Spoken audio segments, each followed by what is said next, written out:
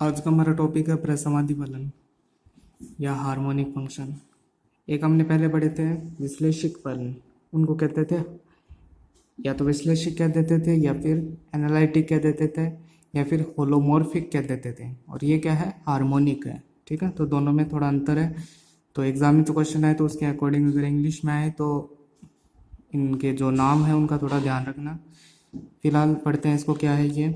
यदि कोई फलन, जैसे कोई फलन है अपने पास जो कि किससे बना है, एक्स और वाई से बना है, और वो वास्तविक फलन होना चाहिए। मतलब अगर आप एक्स वाई की वैल्यू पुट करो तो जो रिजल्ट आए वो क्या होना चाहिए, वास्तविक होना चाहिए। ठीक है, और एक मानी फलन हो, यानी कि आप एक्स वाई की जो अगर एक मान पुट करते हो तो आपको यू का जो जो परिणामी मान मिलेगा वो एक ही मिलेगा। ये एक मानी बहुमानी मतलब पहले पढ़ रखे हैं, तो उसी के अकॉर्डिंग बता रहा हूँ कि एक मानी फलन क्या होते हैं। ठीक है, तो ये क्या होना चाहिए, एक मानी फलन होना चाहिए।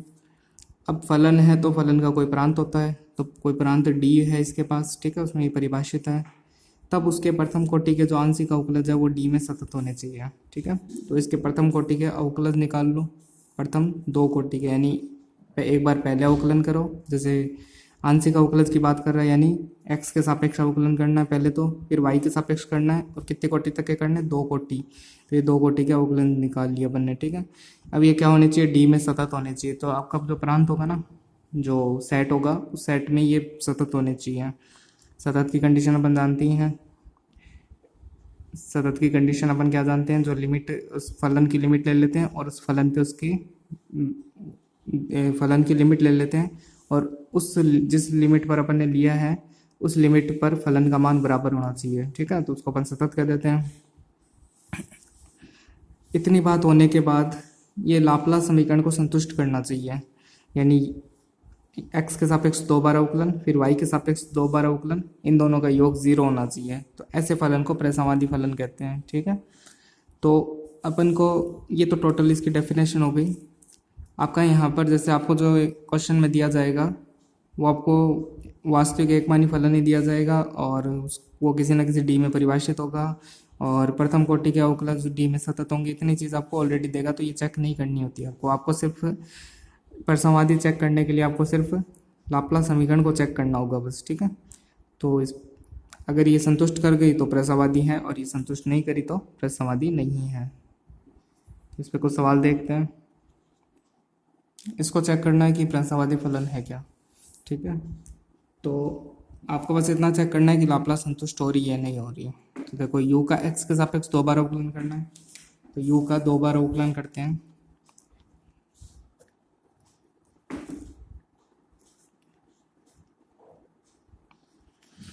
एक्स के सापेक्ष कर रहे हैं तो एक बार यहाँ हो जाएगा और एक बार यहाँ पे अवकलन हो जाएगा। फिर यू का अपन वाई के सापेक्ष करेंगे। अच्छा, एक बार वापस करना है तो इसका वापस करेंगे तो 6x 6x आ जाएगा, और यहाँ पर ये ज़ीरो हो जाएगा। ठीक है, मतलब आंसर क्या आ गया, 6x। अब इसके बाद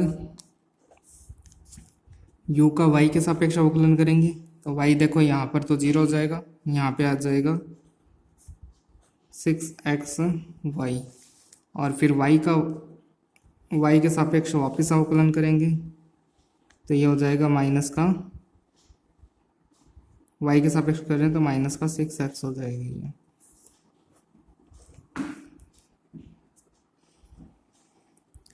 अब आपको क्या चेक करना है, आपको ये चेक करना है कि अगर इन दोनों का योग करें तो जीरो आता है क्या।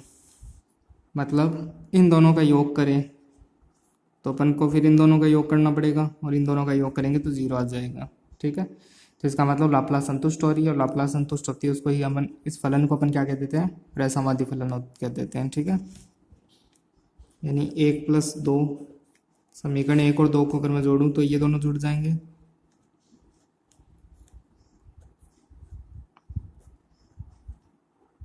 और इधर ये दोनों जुड़ जाएंगे, तो ये दोनों कट जाएंगे आपस में, और जीरो। बस यही लाप्लास है। अतः जो अपना फलन u है वह लाप्लास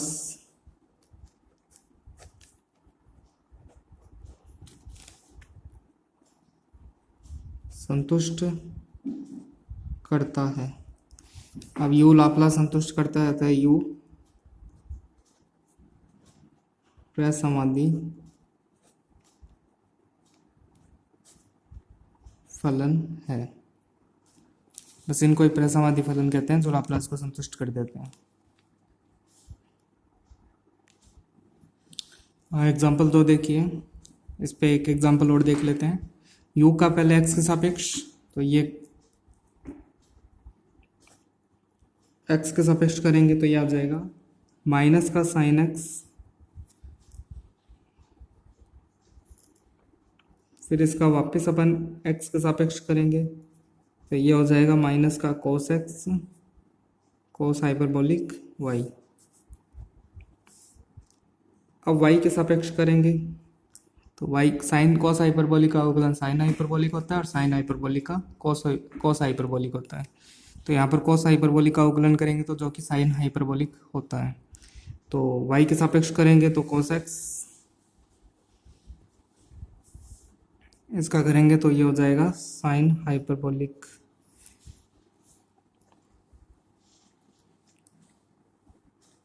साइन हाइपरबोलिक का करेंगे तो कोस हाइपरबोलिक y। अब अपन क्या करते हैं, इन दोनों को ऐड कर देते हैं, मतलब 1 और 2 को, 1 और 2 को ऐड करने पर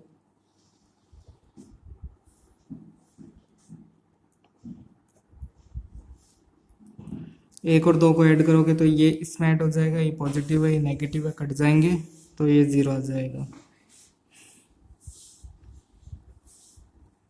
अतः जो u था हमारा फलन वो लाप्लास समीकरण को संतुष्ट करता है।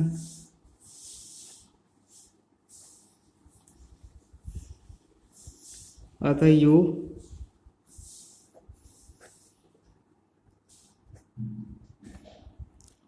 क्या हो जाएगा, प्रसमाधि फलन हो जाएगा। तो ऐसे करके बस आपको ये चेक करना होता है कि लाप्लास संतुष्ट हो रही है या नहीं हो रही, तो उस हिसाब से प्रसमाधि होता है और नहीं होता है। ठीक है। फिर इसके बाद देखिए संयुग्मी प्रसमाधि फलन क्या होता है। अगर कोई प्रांत D है और उसमें हमारा जो फलन होता है, अभी तो हम किसकी बात कर रहे थे, u की बात कर रहे थे, इस बार हम किसकी बात कर रहे हैं, u प्लस आयोटा v, जिसे अपन fz कह देते हैं। तो ये जो fz है ना, वो अगर विश्लेषिक है, तो विश्लेषिक अपन पहले पढ़ चुके हैं, जो किसी प्रांत के प्रत्येक अवयव पर अवकलनीय हो उनको हम क्या कहते हैं, विश्लेषिक कहते हैं।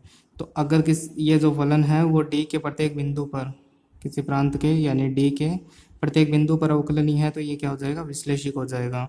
तो उस प्रांत D में u और v दोनों प्रसमाधि फलन होते हैं।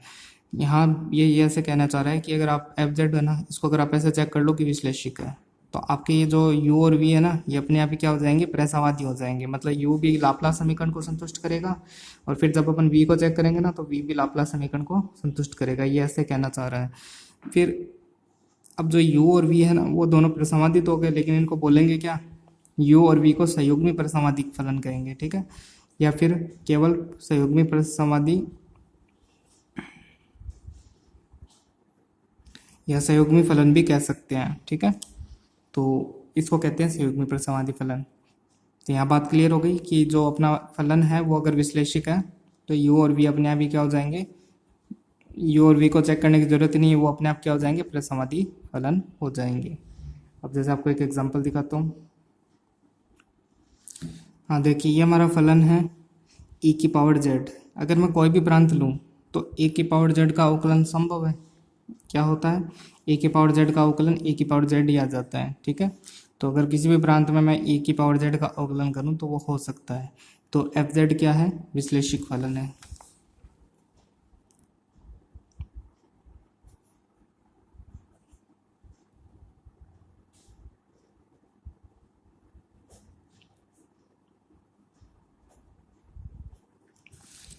अब मैं fz को क्या लिख सकता हूँ, मतलब x और y की फॉर्म में। तो z की जगह मैं x प्लस आयोटा y रख सकता हूँ, और a की पावर x, a की पावर आयोटा y, और इसको जब अपन ओपन करेंगे तो cos y plus iota sine y।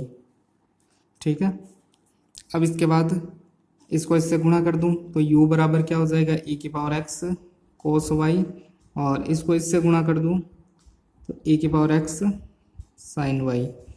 अब अगर मैं u का x के सापेक्ष अवकलन करूं तो क्या आएगा, e की पावर x कोस y, और u की 2 बार अवकलन करूं तो भी क्या आ जाएगा, e की पावर x कोस y।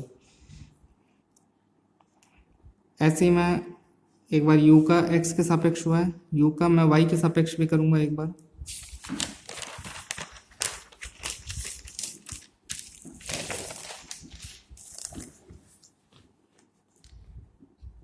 u का y के सापेक्ष करेंगे तो क्या हो जाएगा, e की पावर x, वहाँ पे cos y था तो उसका करेंगे तो माइनस का साइन y हो जाएगा। और मुझे 2 बार अवकलन से चाहिए तो e की पावर माइनस e की पावर x, इसका हो जाएगा cos y, इसको 2 नंबर कह दिया। अभी अपन ने u का किया है, ठीक है। तो ऐसे मैं एक बार v का भी कर लेता हूँ, क्योंकि इस बार मुझे दो का चेक करना है कि u भी प्रसमाधि है क्या और v भी प्रसमाधि है क्या। तो मैं v का भी x के सापेक्ष अवकलन कर दूँ तो e की पावर x साइन y, और v की पावर v का x के सापेक्ष 2 बार तो e की power x sign y।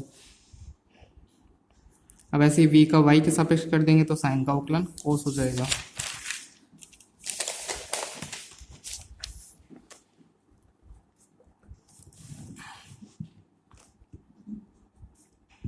Sign था वहां पर, साइन y था तो यहाँ पर क्या हो जाएगा, cos y।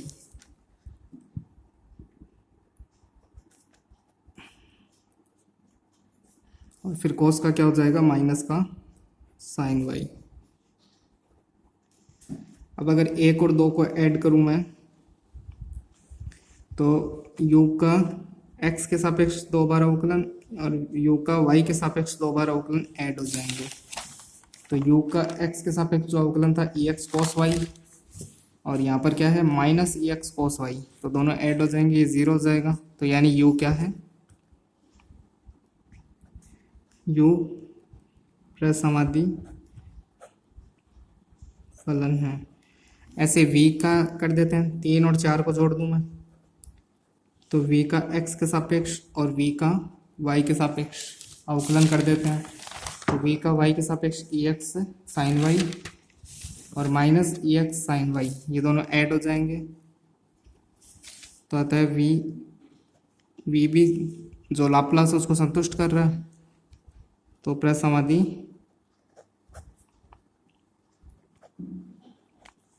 फलन है। तो u और v जब दोनों प्रसमाधि हैं, यानी f जो हमारा क्या था, विश्लेषिक था, तो उस वजह से अगर अपन इसको चेक नहीं करते तो अभी हम कह सकते थे कि u और v प्रसमाधि है।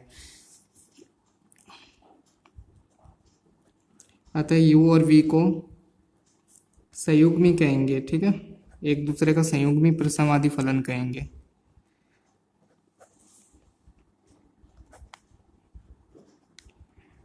अब कोई फलन विश्लेषिक है तो उसके बाद u और v प्रसमाधि फलन ही क्यों होते हैं, तो इस पे एक पूरी थ्योरम है, इसको अपन कल प्रूफ करेंगे, ठीक है। तो बाकी नेक्स्ट क्लास में देखते हैं।